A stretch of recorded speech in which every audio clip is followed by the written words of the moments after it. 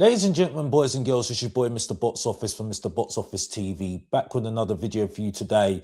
And in this video, I want to speak about I want to react to JOHAN Lange speaking to the press on Friday regarding most importantly, the sacking of Thomas Frank and the hiring of Igor Tudor, and many other things as well that the fan base have not been happy with at all.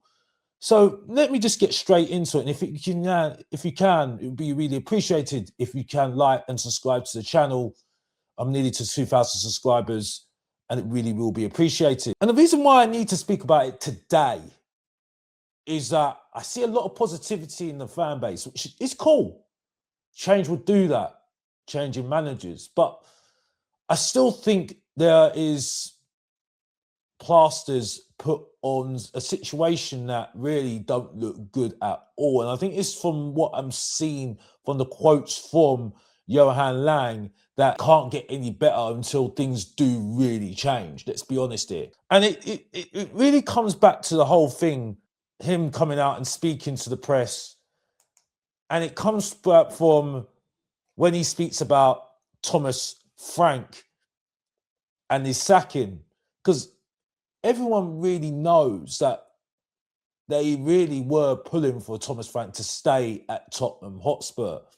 But from some of the quotes that we're seeing right now, as like this, he says, as leaders, we, of course, consistently evaluate performances, we evaluate results. And after the Newcastle game, we made the decision. So where was the evaluation after certain results like West Ham, Chelsea, Arsenal, that we didn't even go put a finger on at all? Where was those decisions then? But what we do know is Fabio Paratici was going to make that decision for you. He gave you an option, who's already left, by the way, and who I didn't like in the first place, by the way. And he gave you an option of Igor Tudor, but you said no. Vinay, you said no. Only a few months later, though, you say yes because you need somebody to help yourselves, and you make it out that you actually gone out and looked for the manager, yeah. But you didn't. You didn't at all.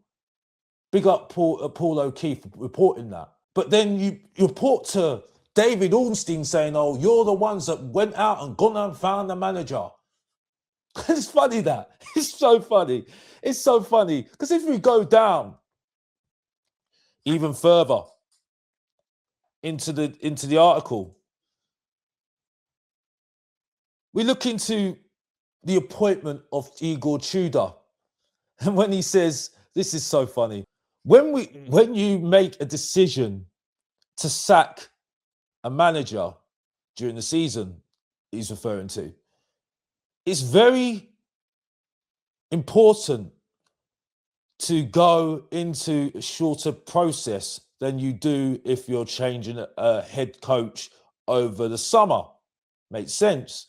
We interviewed a few candidates, and Igor impressed us very much, obviously, and we got some references for Igor. I wonder where that reference was. Maybe you're Fabio Paratici, who gave you the recommendation in December when you should have really employed him in December. It's so funny. And I mean, honestly, the credentials was always there in terms of when he starts. He starts very well. Clubs like Lazio, clubs like Juventus, clubs like Marseille, clubs like Udinese. So it's always was there, the option. But you declined it. You declined it, Vinay and Lange. And then you start saying that it's all you. It's all you. Oh, yeah, you're the one that had the bright idea. Yeah, you had the bright ideas. No, you didn't. You didn't have it at all. Hindsight's a beautiful thing, like they say. Oh, hindsight's a beautiful thing. It's something you say as a Tottenham fan, hindsight's a beautiful thing, because that's what some of these people do.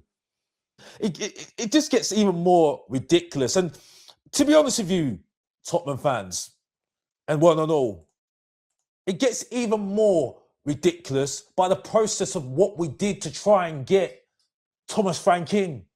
And it's highlighted by the article by Alistair Gold. They go into little bit more detail and more into Johan Lange to suggest why did this process go so wrong. And it really goes into how they looked at Thomas Frank, and he fitted the 10 different criteria that's for outstanding candidates, and he was the most outstanding candidate. And the thing that's so bad about this is that this was done during when Postecoglou was still employed, when we were going for the Europa League, which really goes back to what Postecoglou said, is that they didn't believe that they were going to win Europa League. As Postecoglou was saying, I always win in my second season, and I'm confident, he was saying that, don't say that, don't say that. Some of the hierarchy weren't saying it. Even Daniel Levy didn't have that belief that we're going to win Europa League. But he had that belief. The players obviously had that belief. And I don't think the club had that belief. And this is why we maybe look to someone like a Thomas Frank in the first place. And that leads to the whole thing about who was responsible. And this is where the answer, and it was a pathetic answer for me. He says, a question was asked, so does this shake the foundations of the process that poured doubt upon using it again? And what was the response is that no, I think when you make a decision, you're always making the decision that you're confident that is the right one at the time. We evaluated and wanted to give Thomas the opportunity to succeed. It's again going about the evaluation. I don't know what else to say. Evaluate what? But what criteria are you doing? By the criteria that you did to try and find Thomas Frank? Well, that obviously failed because you wanted somebody to compete on all fronts, and this guy couldn't do what you did, what you said. Maybe you shouldn't have that objective of competing on all fronts then. Maybe that's failing you badly, massively. That's the point. And this is how ridiculous this guy's turning out to be for me. But it just gets even worse when you listen to this guy. And for me, this is why I wasn't too sure about Johan Lange. His history tells you that he's terrible. His history tells you that Vinay is not great. And the fact that now, the lack of belief that you're seeing within the fan base regarding these people, and the fact that outside of it, the PR looks terrible. You saw it with the Tottenham Hotspurs Supporters Trust, that during the meeting, the minutes that were published for it, what was missing was the relegation part of it. So they're in denial about that, which I said in my last video. And then it goes on further. We have to move it forward back to the article with The Athletic. And it goes on to say from Johan Lange, and for me, where we at the moment on the position of the long term of the manager, that's what it starts with. And it starts with the style of play. And he says this, style of play is definitely something high on the list. We are very ambitious to create a team and can play the dominant football and that can control matches with the ball for a few reasons. Now, if that's the case, why do we not get any creative players? It goes on to the whole thing about transfers as well, which he makes excuses as well. And he says, well, there was nobody available. But why did Aston Villa, they were able to find Toby Abraham, they were able to find, they even looked at Loftus-Cheek in Serie A, even looked at him, could have got him. They got David Luiz. They're able to do deals. Bournemouth were able to do deals on that Rian after selling Semenyo to Man City. Why is it that other teams were able to find deals that are struggling, especially with FFP? Why is it? But the excuses just keep on rolling. Oh, it's not long term. But we are short. Very much short. We've only got 13 players today for the Arsenal game right now. This is all it is. It's excuses. And the thing is, though, the more and more they do these excuses, the more and more they're not showing the leadership that we need in the behind the scenes. And it's going to ruin the club as far as I'm concerned, because regardless whether we can stay from relegation or not, still, it's not going to change the facts of what is going on at the moment. We are going down the downhill trajectory at the moment. The fact that they are considering, and it's even in some of the statement from here, it's even seen from the statement from what you saw from JOHAN Lange, that they could even consider Igor Tudor as their permanent manager in the summer if he does well.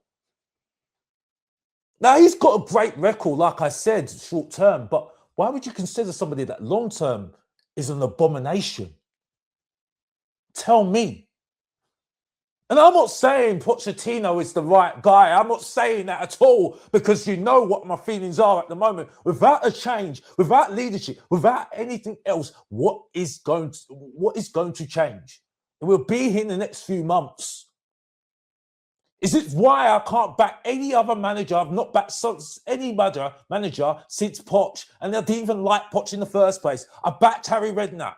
I backed Martin Jol. I backed Villas-Boas. I backed all these managers before because I was silly. I was a supporter, and that's it. But then I saw the light. I saw the light. And it's like this today. I can't just sit here and just ignore the whole thing. And there's a reason why one of the top sponsor is stopping to be connected with Tottenham Hotspur, because they can see the downfall.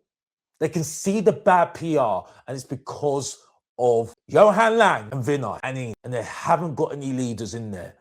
And the fact now, I'm saying Daniel Levy would have been better for the football club than these people right now says a lot to me. That's all I've got to say.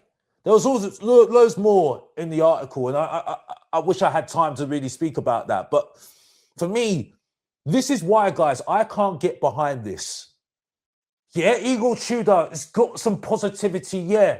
But that's what happens when you get a new manager in. There's always positivity. I've seen it before. I'll see it again when we get rid of this manager and we'll get another manager in. And then it's another story told again, new beginnings and everything else. But nothing will change until things completely change and we get an identity back. We get football people in the football club, and then we have a structure, a plan. And that's all we need at the moment. And then you have a 5-year plan, like a Newcastle, like an Aston Villa, saying, this is where we want to be at. Not playing on all fronts, which is what they said in the article there. And that's all I've got to say. Enjoy the game today against Arsenal. Enjoy the tifo to make you feel good. Because I'm not doing that. But we'll keep backing the team. And be honest as well. See you in the next video. Build up and reaction to the game coming soon on the channel. Keep liking and subscribing. And as always, if you didn't know, get to know. Support your boy, Mr. Box Office. Subscribe and like. And come on, you Spurs. And I'm out.